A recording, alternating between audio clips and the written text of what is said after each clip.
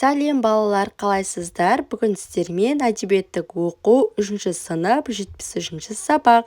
Сабақтың тақырыбы бізде балалар қазақтың бұлбұлы атты сабақты өтеміз. Бүгін әдебиеттік оқу сабағында барлық тапсырмаларды орындайтын боламыз балалар. Сондықтан менімен бірге болыңыздар соңына дейін. Ал ендеше 73 жаттығуымыз бізде қазақтың бұлбұлы. Мәтінді бөліктерге бөліп, әр бөлікке ат қоясын. Бірінші опера туралы не білесің? Топтастыру жұмысын жаса. Опера тарихы қазақша опера. Опера бір үлкен өнердің топтастырылған күрделі жанры. Ол музыка ғана емес, бүтін театр, яғни біртұтас драмалық қойылым. Ең алғаш опера 16-17 ғасырларда Италияда пайда болады. Италияда композитор Клаудио Монтеверди операға күрделі ариялар, вокалдық ансамбльдер, хор ұжымы мен оркестр сүйемелін енгізеді. Опера үшін театрлар салынды. Келесі екінші тапсырма мәтінді түсініп оқы. Күләш. Күләштің өнерді қастерлеп, ән күйге әуес болып өсуінде белгілі бір заңдылық та жоқ емес. Әкесі жасын әжептәуір әнші болған сері адам. Кезінде әйгілі Әсетпен Балуан Шолақпен бірге де жүріпті. Бір ағасы Манарбектің әншілігі, анау Айтбек ағасы да әнді әдемі салатын, сырнайға қосылып айтатын. Осындай ортада өсіп тәрбие алған Күләш өнерге жақын жүрмей қайтсын. Күләш табиғатында ашық, жарқын, көңілді жүретін адам еді. Теттей нәрсеге бола қуана салатын, оны қуанту оңайдың оңайы еді.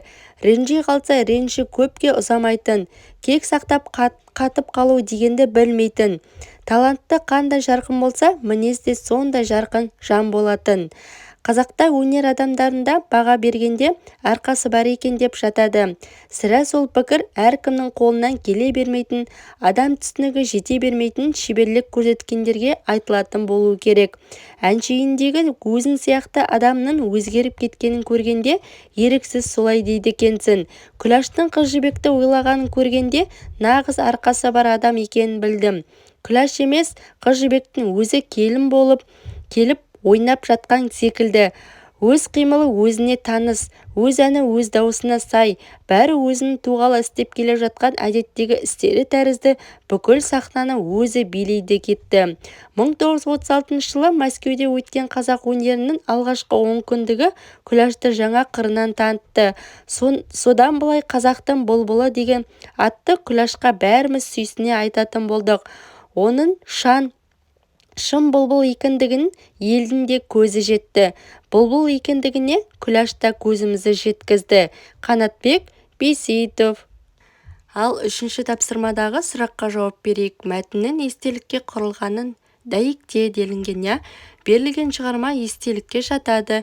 Өйткені өмірде шынайы болған атақты тұлға Күләш Байсейітова туралы туындысы Қанатбек Байсейітов жазған. Ал бізде келесі 4-ші тапсырма берілген сурет пен сөздердің байланыстырып анықта. Тірек сөздерді пайдаланып, Күләш Байсейітова туралы әңгімеле. Жасын, Манарбек, Айтбек, Қыз жібек қазақтың бұлбұлы. Ортада Күләш Байсейітованың суреті берілген. Күләш Байсейітованың әкесі Жасын ағаларының аты Манарбек, Айтбек. Ол кісілер өнерге өте жақын болған. Осындай ортадан тәрбие алған Күләш та өнерге жақын болды. Күләш Байсейітова Қыз жібек рөлін сомдаған. Әнді керемет шырқап орындаған. Халықтың қошеметіне бөленіп, қазақтың бұлбұл деген атқа иеленді. Ал балалар 5-ші тапсырма мәтін оқиғасына құрылған жоспарды рет санымен сәйкестендір. Өз қалауынша мәтін бөліктерін әңгімеле. Жоспары, рет саны, бөлімнің атауы. Рет саны 1, 2, 3, 4 бөлімнің атауы қазақтың бұлбұлы, жарқын мінезді, отбасы өнегесі, сахна шебері.